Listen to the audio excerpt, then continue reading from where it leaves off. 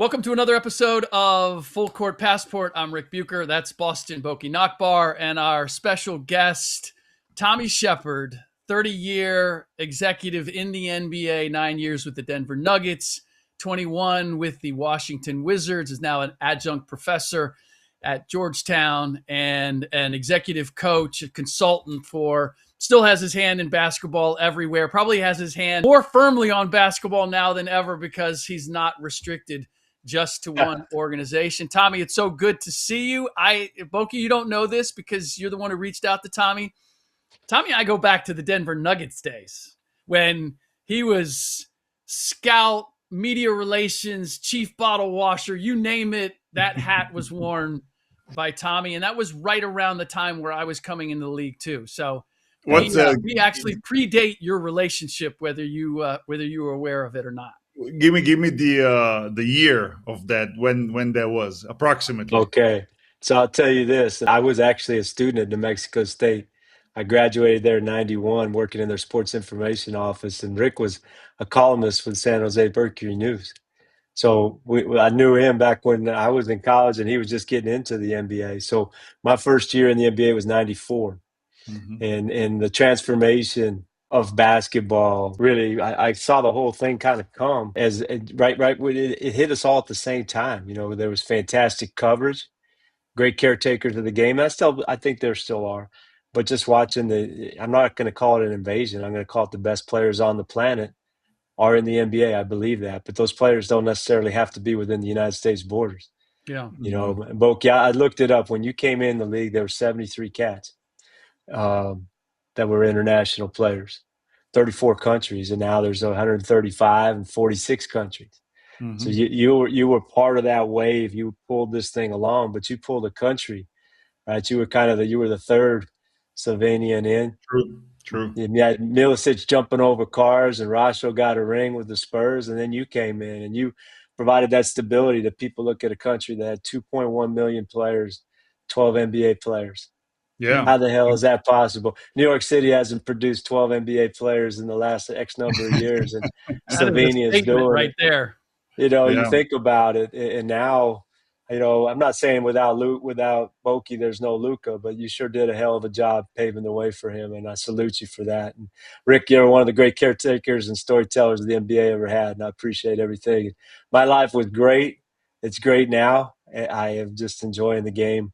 As I told you guys, I'm undefeated, so it's a lot funner right now. But I miss it. I miss the camaraderie. I miss talking to players, and where the NBA is on the shoulders of so many great players. And Boki, I salute you for your time, your 6 years. And I remember the first time you got a chance to bust the Rockets' ass when you were in New Orleans, put a little career high on them. That was fun stuff.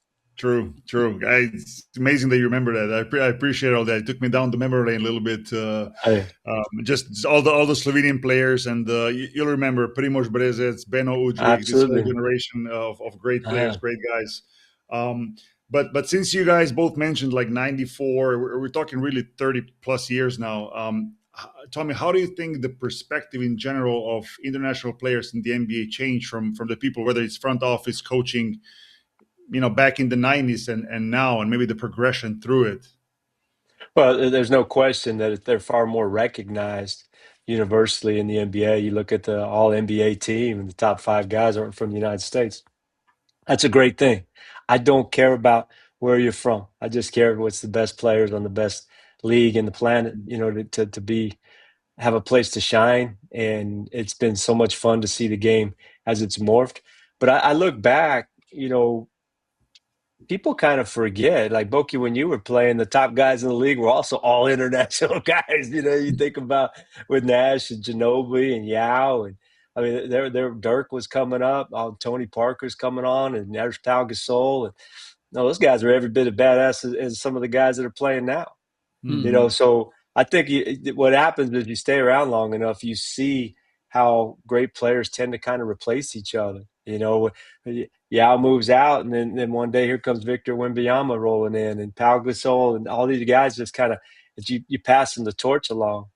I think a huge chunk of fans of the NBA are actually outside the United States. I think there's more fans around the world just because there's, you know, between Asia and Europe and places that just love to watch NBA games. And I think that's why you see the NBA really they're really focused more than ever with this relationship with FIBA to try to get an NBA Europe together. And where that goes, I don't know. But I love where the NBA is at. I love the international players. I love international coaches coming in and kicking butt. And I look at our boy Benno Udra. He's got a chance to be a head coach in the NBA one day. Everybody's bringing something to the game to make it better, and it's a fantastic thing.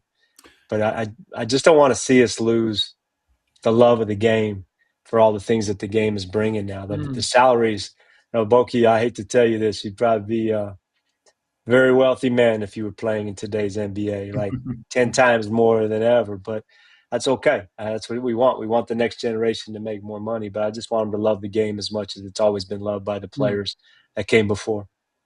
I agree with you in terms of there have always been quality international players, but right now, like the guys that are vying for most valuable player it's tough for American just to get on the ballot, and there's 5 names, right? Yeah, and no question. I'm just wondering whether the identification of greatness has evolved, or it's the quality and the ability of the players that are being developed overseas that's made the difference. Yeah, I think that I've always felt European basketball academies were far more advanced than a lot of our high school programs and stuff. I think the NBA has identified the international competitions.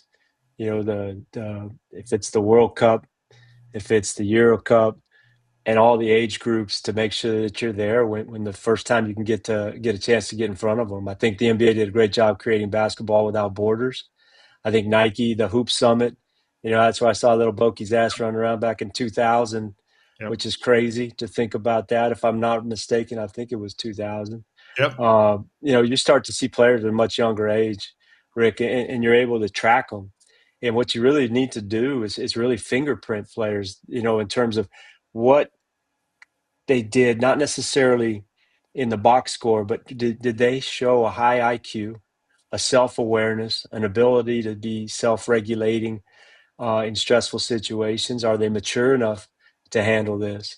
And you could ask those same questions of kids from the United States, but certainly a lot of NBA players are successful coming from overseas as great role players, but now they're dominating. They are the top players in the league. And I think a lot of it is player development.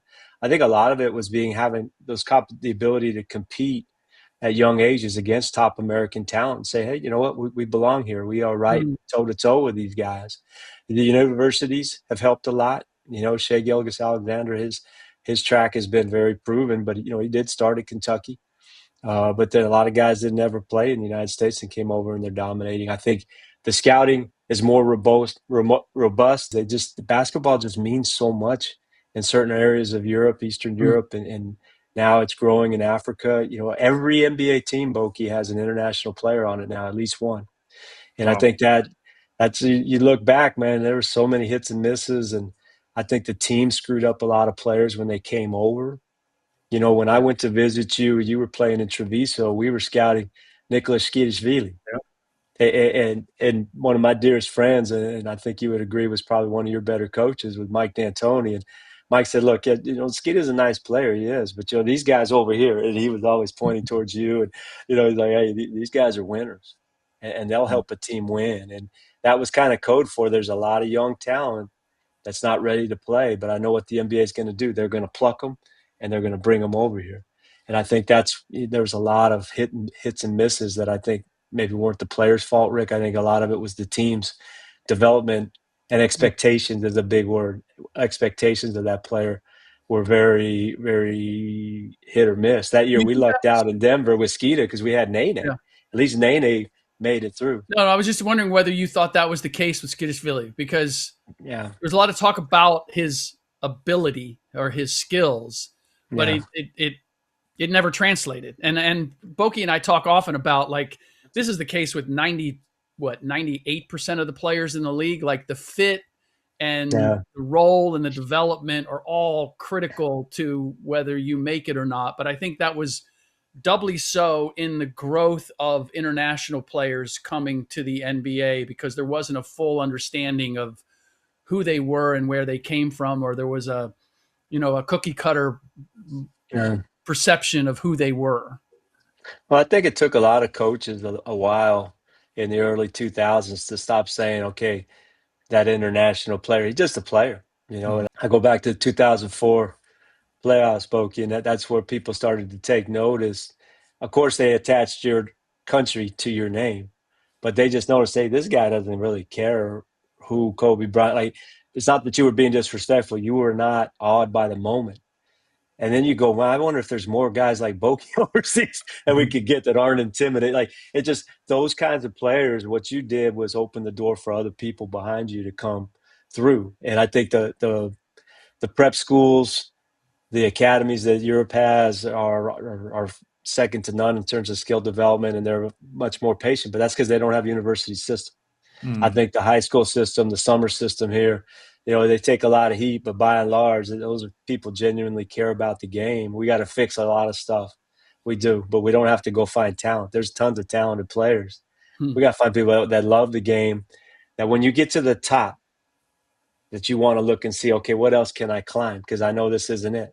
This isn't the end. Like that's what separates the greatest players, I think, is they're not ever happy being at the top. They want to keep climbing. They don't want to just sit and look at the view. That's what's, you look back, Ricky, over your career in the NBA, you covered some fantastic players. Kobe was never happy, ever. I mean, never, ever. He always thought there was Never something else he satisfied. could do. No, and that's the big difference. And I think that's something that a lot of players, they watched a lot of videos growing up, the Michael Jordan stuff. They come over, hey, they wanted to be that person, and I look at every team now, the way that they play, like we talk about Skeetishvili, he was probably way before he should have come to the league. Like if he would have been a little bit better now as a stretch 4, stretch 5 type of player that could hit threes. And, I look and watching the success. I'm not patting anybody on the back. I'm just watching what Denny Avdia is doing in Portland. And he's actually better with the ball and getting out in transition, pick off the glass, go up the court. Well, if he was playing in 2004, what would your coach have done to him in 2004? So what the hell are you doing, kid? They'd throw him to the end of the bench, right? Yeah. Imagine a coach like Jeff Van Gundy back in 2004 having a kid like this from Europe. Like that was me back then. That's why it was difficult to kind of tear down some of those stereotypes. But the game was also different. And I think that's why some of these guys can now really take advantage of where they are and how they play. Whereas, some players back then could not do it. And Denny Avdia is a great example of a player that fits in perfectly into this era of the NBA. But I think there's a lot better coaches now that are more accepting of, hey, I just need talent. Show me what this guy can do, and they're clever. There are a lot more important players now, I think, that are really great role players, and they're really being stars in their role instead of trying to be stars. If that makes sense. And I think that there's a lot more. You look at what Boston's doing right now without Jason Tatum. And you just wonder how in the world are they sitting third in the East and looking like, hey, they can really make some noise when people thought, hey, they'd be lucky to make the play-in in the preseason. It's because they got a lot of guys who bought in, and their coach is doing the best with what they got. I love where the game is. I think we can keep getting better. But I want to throw it back to you, Boki, and see what's your opinion of where the NBA is going. Are we making the game better, or are we making it more marketing friendly? I mean, to me, I'm just watching from, I will call it more of a European perspective, just talking to people here, to coaches here, to fans in Europe who still like NBA game. One of the negatives I hear about it, and I kind of agree with it, is that it became, I don't like to use the word soft because it's not the right word, but it became too easy to play, in a sense that when you watch it, it seems like everything comes too easy to players. There's not really a lot of pushback, whether that's defensively or whatnot. But that's why fans in Europe kind of are shifting towards EuroLeague more, or to European way, because back then it used to be NBA number one, undisputed. That's what we watch. And then there was like European basketball. Even for me growing up, was like I would watch NBA only, even though I would compete in EuroLeague. Right. I wouldn't watch EuroLeague games, right? But now it kind of became, hey, it's almost like it comes too easy, and it's missing that toughness that maybe 90s and 2000s had. And I think if the game is going to continue to go in that direction, I don't know what's next and how it develops. I kind of almost wish that it would take a step back, and whether that's rules that are being adjusted or the game that is being coached different. But I think that's the part that's kind of missing compared to maybe a decade ago or more. Yeah, I agree. I think, again, we got to we're developing players at such a rapid rate. We got to help develop coaches too. And I look at the EuroLeague this year, and it's heartbreaking. You know, when Ettore Messina, Obradovic, Igor, like great proven coaches are stepping away from their teams and not coaching. There's not a lot of young coaches ready to jump into that void. They will. You know, a couple of those guys would have normally jumped in there. They're now coaching in the NBA. You know, when you look at the coach of Brooklyn, the coach in Memphis, those guys would have already been big time coaches in Europe, I believe. Yeah. So, you know, again, talent's coming from everywhere, but who's coaching and how's the game going? I think in Europe, I'll always love the tactical piece of FIBA games and the fact that there's 8 less minutes. You know, you watch NBA guys their first season in EuroLeague and they're like, what the wrong with the clock? I mean, why is the clock always, you know, it just there's something missing. They can't always put it together, but then it's like, oh my God, there's so many less possessions. We can't trick off a possession. And that's what I love about the game. It really high IQ players can thrive in the FIBA system. And I think those are the guys that make it in the NBA. They come in and make such a quick impact because they know how to play. Well, that kind of leads us into the hot topic, or the subject that seems to be gaining a lot of momentum right now, and that's the idea of the NBA planting a flag in Europe, either creating a league or partnering with EuroLeague. It isn't really clear what the overall plan is at this point, but we'll throw it to you, leave it open, Tommy. What is your view of the viability of the NBA becoming a permanent fixture in some way, shape, or form in Europe?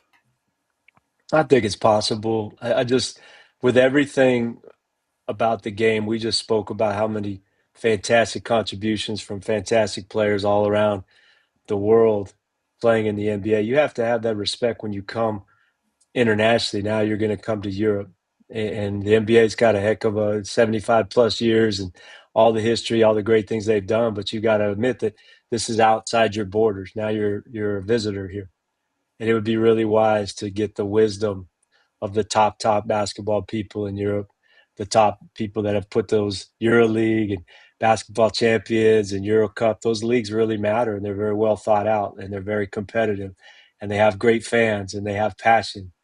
And you need to not ignore that. You need to make sure you embrace it, get all the best people on board and say, hey, how can we make this work? Because nobody wants to go over there and fail. Because you know, if you have a family of 4, you're not going to a lot of NBA games.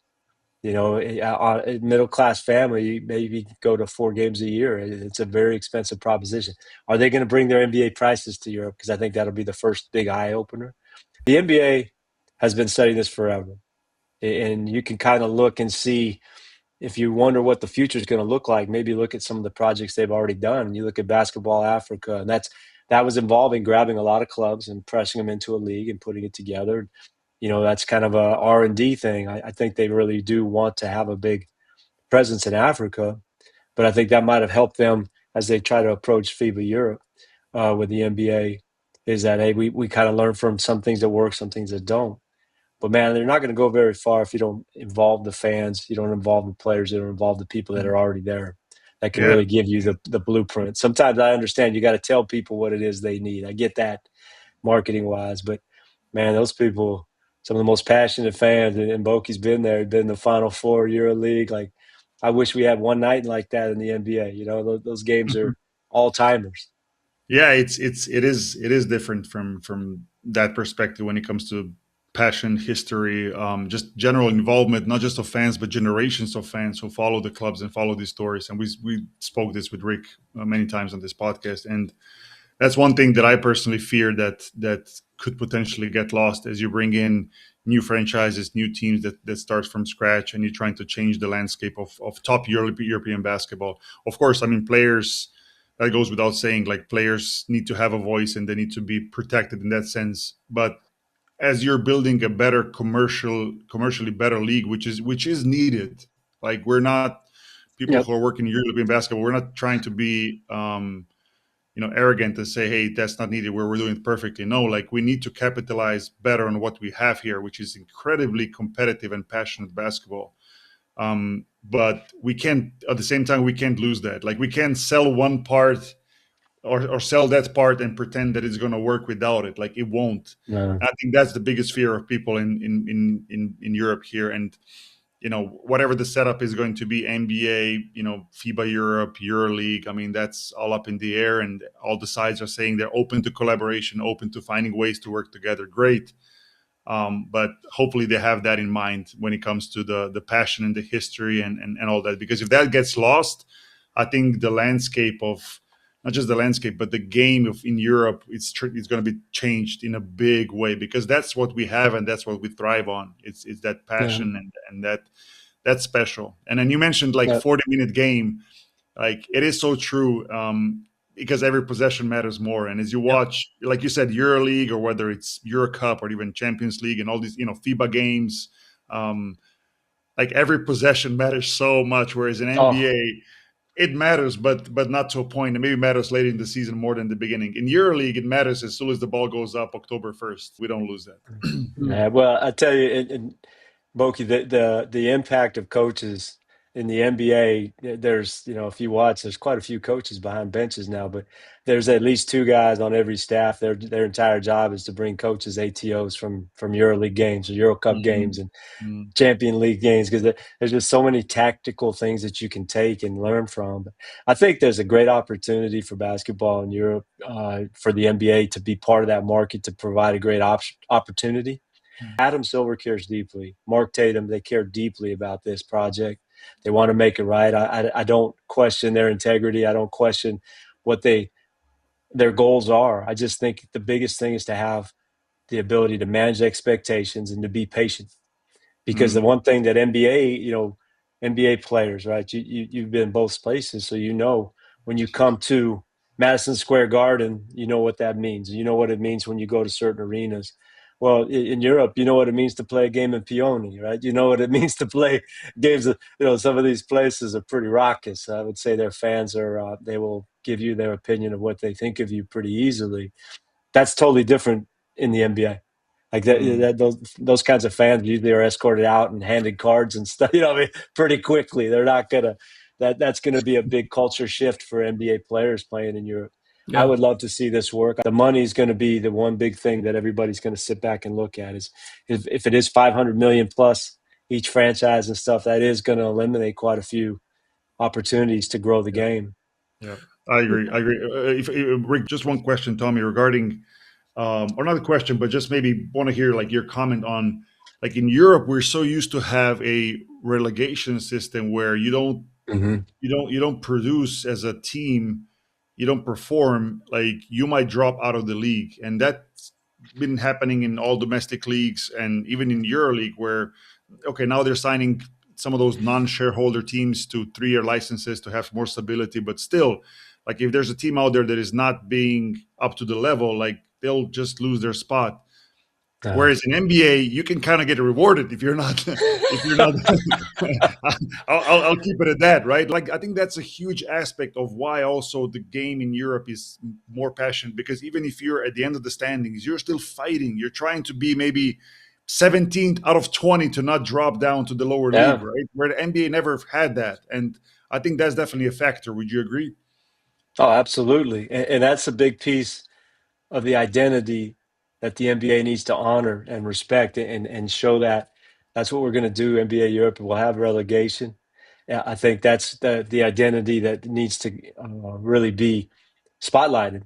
Behind the championship game, when you're going for the EuroLeague championship, the only more pressure is on those last two teams trying to keep their freaking badges, right? So those are the next most pressurized games in Europe, for sure. those For sure. relegation games, and teams signing players to come in just for that. I love that, actually. I think that kind of pressure is a fantastic indicator of what a player can do. I think it shows, that's why we watch all the national team stuff, Boki, is the ability of players to navigate in pressure situations in some of the greatest games you've ever seen, the most tight, right? And I think that needs to continue. I think the NBA's got to honor that, and I think they will. I think the NBA, the idea of relegation is fantastic. The execution of it is almost impossible. Yeah. And so maybe this is something down the road as you see and fans get more, because we're still, American fans still can't get their minds around relegation. Here, there's not relegation in any of our 4 major sports. Now, if you're a big European football fan, then you are familiar with it. And then you can start to kind of see that. Maybe that's something down in the next generation, that relegation could come to the NBA one day. But I just think it's too abrupt right now. People wouldn't get their minds around it. But that's a huge piece of the identity. I mean, commercially, sorry, one last thing. Commercially is difficult. I think that's why NBA also succeeded in a big way, because it brings you stability. Like, even if you're going to have an underperforming season, you're going to continue to be in that league. You're going to continue to play against the best. Where I think was kind of maybe counterproductive in that sense, and I'll use quote unquote counterproductive, that in Europe, if you're underperforming as a club, you're going to get relegated. So that opportunity to stay in the top league and to continue to make money that way kind of gets lost. And my point is, there's no better and worse. It's just 2 completely different models. And Europe always had that relegation system, which brings in that passion and everything we mentioned, but it kind of lose on that commercial end. And I think now in 2026, being commercially viable, sustainable, it's maybe just as important as everything else. That's just the way the world of professional sports is. I agree. I'm really excited if this is executed properly, it'll continue to grow the game. The NFL is America's game. It is. Basketball is the global game. It's the world's game. And I love that. And I'm anxious to see it as it unfolds. I hope there's some good things that, start to come out, that there's more information. People read the worst in the information voids. And I think that my visits to Europe in the last 3 years, there's a lot of uneasiness because they just don't know who's coming in, who's not coming in. I think some of the bigger questions that need to be addressed are going to be facilities, and the fan base. What is a quality NBA Europe facility going to look like? What's the capacity going to be? What are the services provided to fans? Because there's a level of entertainment that the NBA wants to keep, and that I understand that. I expect that, but at the same time, allowing for the local fan touches to be part of that, and probably not burning flares and throwing batteries at people, but something that keeps the local traditions alive in those arenas, but also bringing in the NBA entertainment pieces and stuff too. For sure.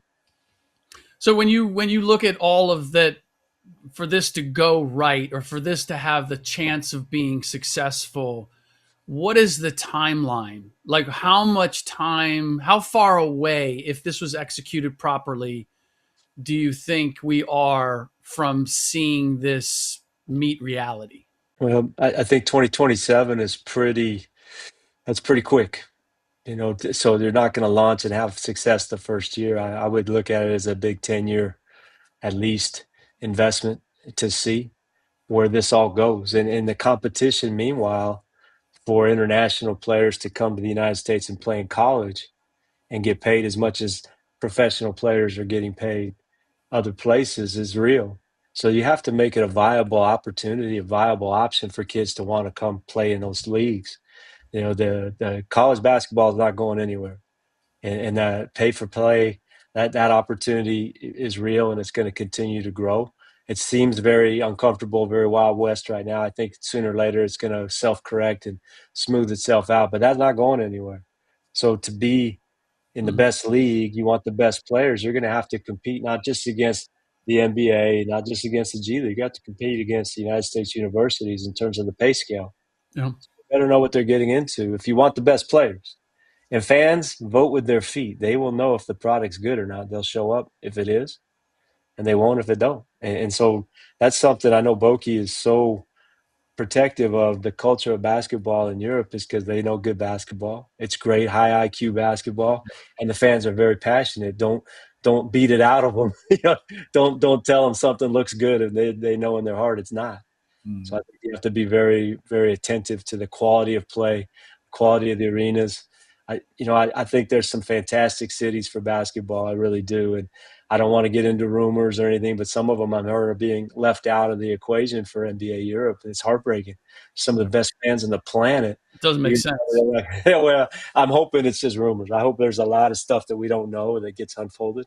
And I don't think there's the one thing that says, hey, these are going to be the teams forever. You can add teams and they can gradually come in. But if I could, I don't have a horse in this race, but if I could have one wish, it would be that they could figure out a way to merge with EuroLeague, because I just think EuroLeague, best brand of basketball, for sure. There's got some things that they could do better, but the clubs, the competition, the players, those levels are unbelievable. And I think that's something that can make the transition much quicker. Rick, to your point of being a viable league that people know, I think it would have to come with a lot of the best EuroLeague teams. There's some other clubs that are very available as well, but some of the clubs you hear, you're like, well, I don't know how many fans would react to those kinds of games. Yeah, maybe in areas that basketball's not first. Yep. I mean, maybe it could work if the league is just bigger than what we have now in Europe, in EuroLeague specifically. Like what at least some of the initial information is that the league is actually going to start small with 16 teams. That's the information that's been said by Adam Silver, and then kind of grow. Which I understand you want to start small and then grow, but I think sooner than later the league really should have maybe not even 24 teams, maybe even more than that. Because especially if you're trying to bring in some soccer teams or some new franchises and you add what we already have in EuroLeague, which is 20, like 24 sounds not enough. So in that sense, it could work. And I think some of those new environments, new cities, if they get attached to what is already here, then it could work. But if that becomes a base for the new league, where the fans never really as a mass never really existed before, I think that's tough. Europe is not the United States in the sense that you can move a franchise from Sacramento to Seattle, and you're going to have a full arena day one, and you're going to have a full arena, day whatever it is, game 82. Like it's just tough in that sense, and I think that's where the differences come in. Yeah, I agree, and I have so much confidence in Adam Silver, Mark Tatum, their team, to recognize those things.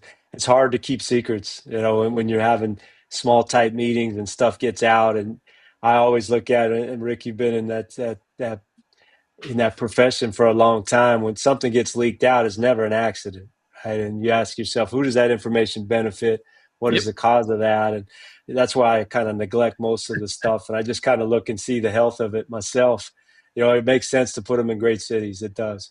But you want to make sure, when you look at who are some of the best teams of all time in the NBA, San Antonio, Indiana, you look at last year when you had the Pacers in Okie City, those aren't the top five markets in the NBA or in the United States, media markets. They're not. But they are some of the very best fans, period, in basketball. So I don't think the size of your city should matter. I think it's, hey, how much history does the game have in your place? And how much will the fans want to grow with it? To Rick, I think it's a 10-year lift at least. But I think if you start it right, people will embrace it and they'll grow with you.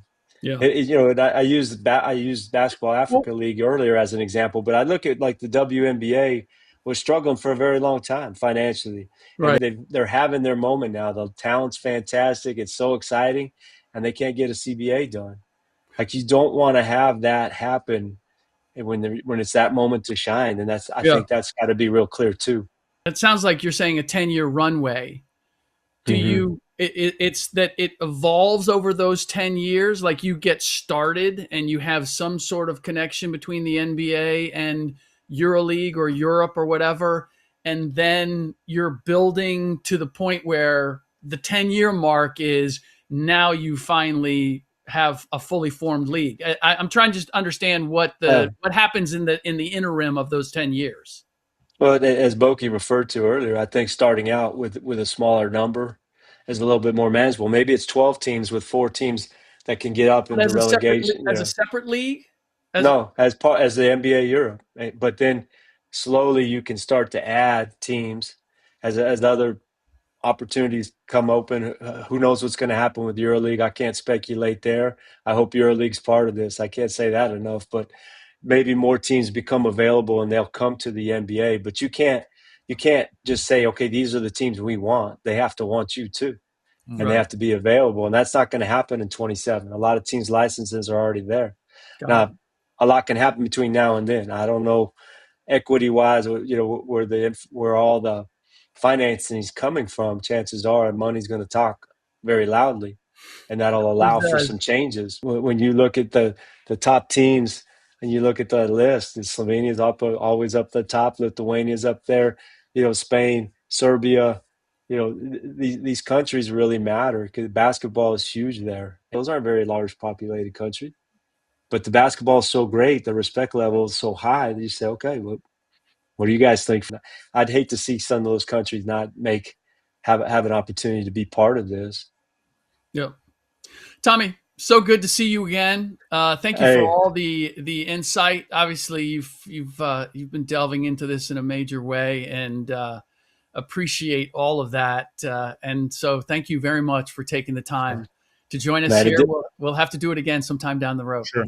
For sure. It did the heart great. I just love seeing you guys. I want to say this last thing, I'll let you go. But, Boki, I tell you, one of the greatest contributions of all the international players, really starting when about the time you came in moving forward, is that you've made educated football fans out of NBA players. The NBA players didn't know a damn thing about European football.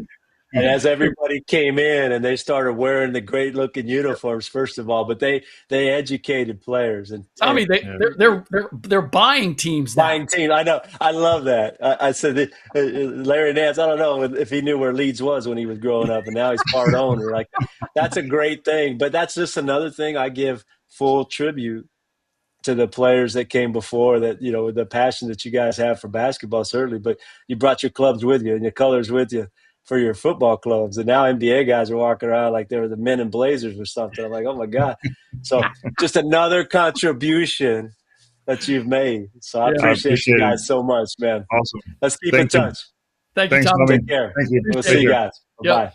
All right. That was Tommy Sheppard, 30 years in the NBA. It's obviously continuing to keep his hand in basketball doings around the globe.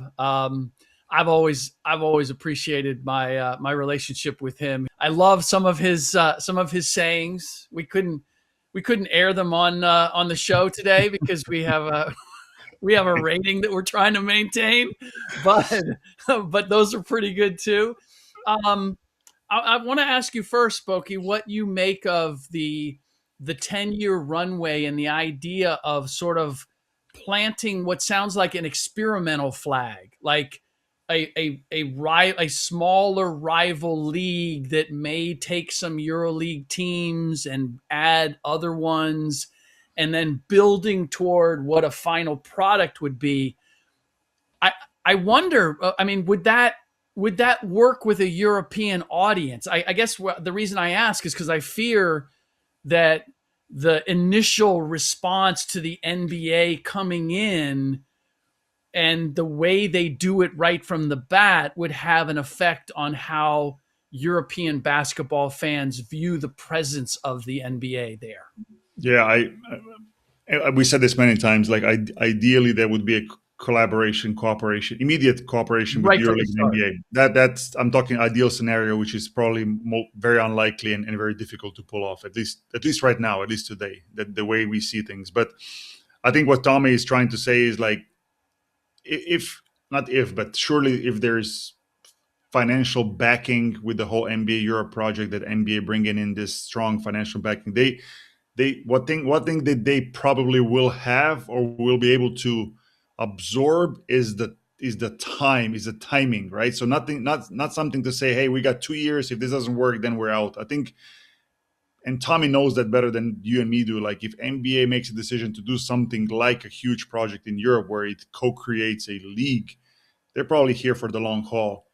which is kind of why he's saying that, hey, we might have 10 years, or NBA might have 10 years to really get this off the ground the way they want, or for it to become what they want to. And during that 10 years, we'll see most likely a lot of things happen. One is we'll see if and which clubs basically go from EuroLeague to NBA immediately, if any. Number two, the 10-year licenses that EuroLeague clubs have, like, are those licenses actually going to expire? Is there going to be a discussion, negotiation before to merge the two leagues? Because the way it looks today, at least today, and I'm going to be very careful when I say today, because that could change in the next weeks, months, as negotiations happen and so on. But the way it looks today is that we'll most likely have two major basketball leagues in Europe, which no, everybody agrees it's not good, right? To have two leagues. So then the question is going to be, what happens in that process of two leagues? Is one going to be stronger than the other? Is one going to just die off? Is one going to survive and the other won't? Or will there be a merger? And I kind of cannot escape in my mind this thought about, same thing happened in the States in the past, where you had NBA and ABA and the NBA, right? NFL and the AFL. There you go. It has happened multiple times over. And maybe that's the future that awaits us here in Europe. I mean, that's the whole ifs and maybes and all that stuff, and I leave that to the future. What I'm in this process most concerned about, Rick, is just how the basketball is protected, and that we keep what we have, and that doesn't get lost, like I said so many times before. And interesting times ahead, that's for sure. No, I would just hope that, because, like, understanding the history of rival leagues being built, and we still continue to see that people are still trying to build additional rival American football leagues in the United States. And we just had it, like, two separate leagues that were trying to build and, stake their flag in the ground, and they ended up merging into the spring American football. And it happens in women's basketball as well, right? You have Unrivaled, you have now is Project B starting. There's talk about it. I think you had it in golf, right? Where you have Live Golf. PGA, exactly. And there's probably others. So other sports, I mean. So it's just the way the sports is evolving. I don't necessarily see it only as a negative thing in terms of your NBA Europe, EuroLeague. I think it's an opportunity for growth as well. So I try not to focus on the negative, what it means, two leagues and losing the viewership and teams moving. And I see it as, hey, let's look at the big picture. Like, can we grow the game, and can that be opportunity for that? And if the answer is yes, then okay, like, what are the best steps to do that? Not just to be all negative about it. Right. No, agreed. And we've seen that with every merger. Every time a rival league comes along, it forces the existing league to raise its level. And so it ultimately can be a good thing. It's just, it's working through the battles, because there always is that the ugly part of it, in terms of the two going at each other and determining who is going to survive and how they're going to be impacted. That is moving forward. One of the issues that I do want to touch on, we've got a number of things. I don't know if we're going to get to all of them, but one of them is, and we talked about this with Tommy before we came on air, which is the injury issue that is both plaguing the NBA as well as EuroLeague. And I was surprised when you pointed out that only 9% of EuroLeague, I believe, EuroLeague players have been available for all games, right? This season, that is stunning, and I can point to why it's happening in the NBA. Would you say that it's because of the speed of the game and the high usage rate, I would say, of the star players? So a lot of it has to do with the style of NBA game. But what is it that is causing the same issue as you see it in EuroLeague right now? I think it's multiple layers to this. I do not think there is a simple answer to that. There's many people in Europe who will say it's a number of games that EuroLeague players play. Sure, definitely a part of it. It's a high number of total games, EuroLeague plus domestic league. I would add to this also the FIBA games, whether it's during the season for FIBA windows or in the summer for national teams.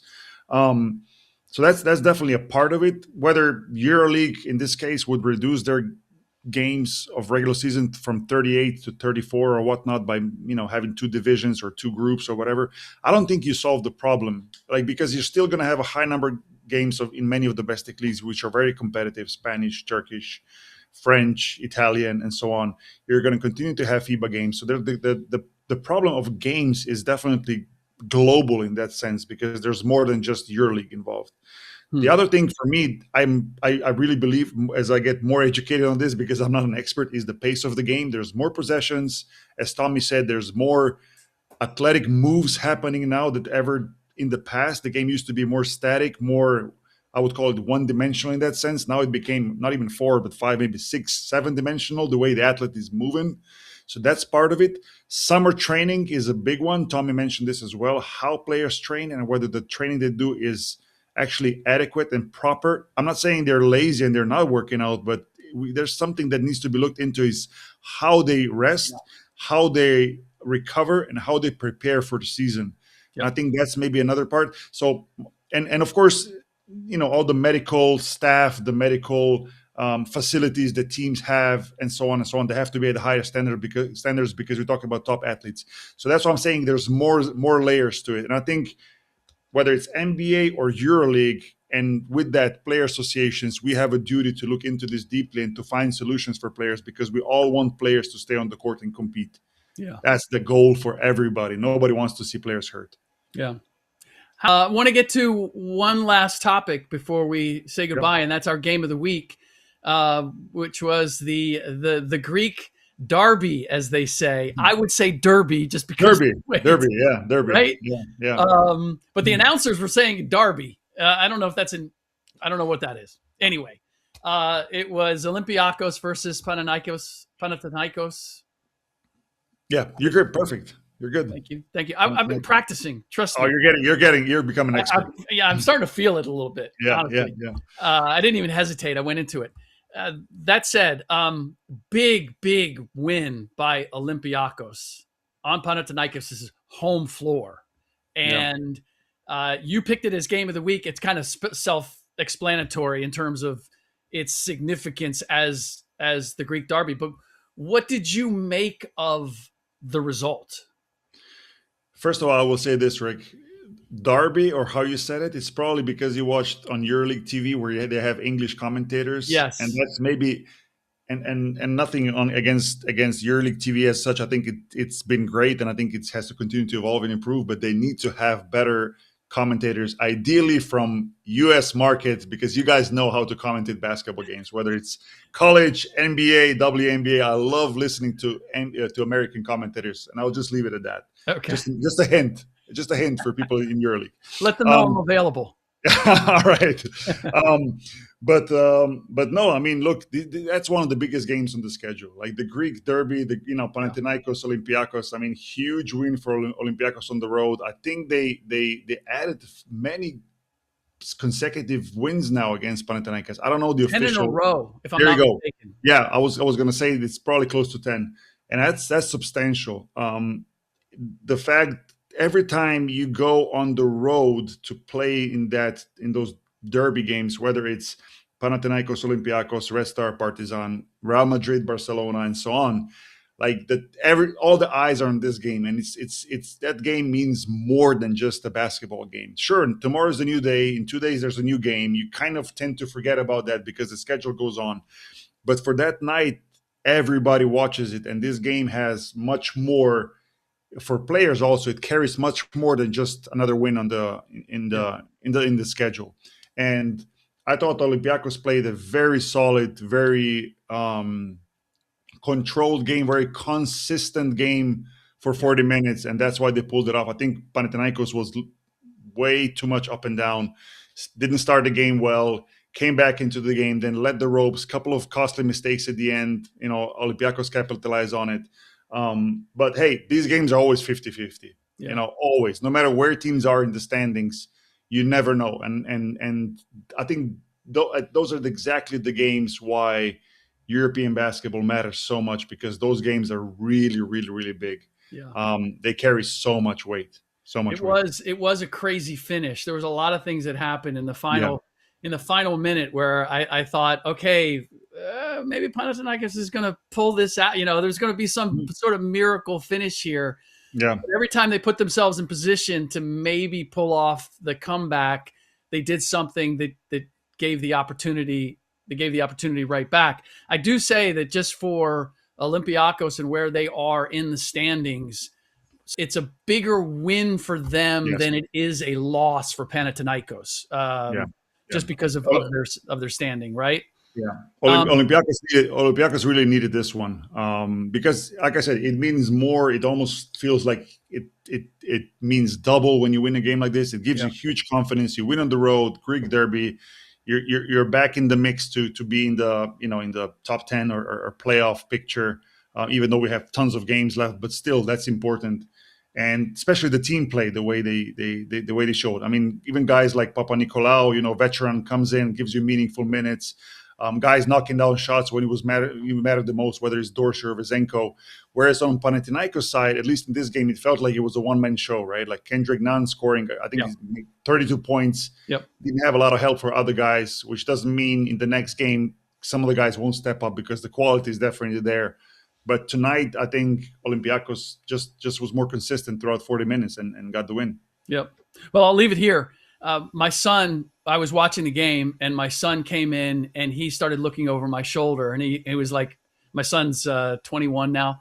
He was like, that is sick. Like the atmosphere, the game. He played in high school. He's playing football in college, but like he knows the game, and he was just enthralled by the atmosphere and the style, and seeing some familiar faces, but also seeing a mix of guys that he wasn't familiar with. Mm-hmm. And I think for me, as we have started this venture of the podcast and capturing international basketball, both for overseas audiences, but also to introduce American audiences, that to me is the signal of what is there, that if people are exposed to it, they're going to realize that there's something about EuroLeague basketball that is very special and worth tuning into, and has elements of it that, not to be critical of the NBA, but that the NBA has sort of lost over the years, and that in the NBA possibly going to Europe, you don't want to negatively affect the good things that the EuroLeague has. Yeah, one word that comes to mind is addictive. Like you watch these games on TV, it's fun. In person, it's just addictive. And I just now when you were explaining this, I remember Brian Windhurst, which was a guest a couple of episodes ago. Yep, he ranked his Partizan Red Star game top 3 that he's ever seen in his life. And the other two were pretty high up there. They were like NBA finals and Olympic Games finals. Yep, France, yep. USA. Yep. Yeah, Olympic game finals and NBA finals with Cleveland and Golden State. Yeah. So I'll just leave it at that. Yeah, that's exactly right. All right, Boki, always a pleasure. Thank you to Tommy Sheppard for joining us. Thank you to all of you out there for listening and viewing. And we will do it again next week. See you next time.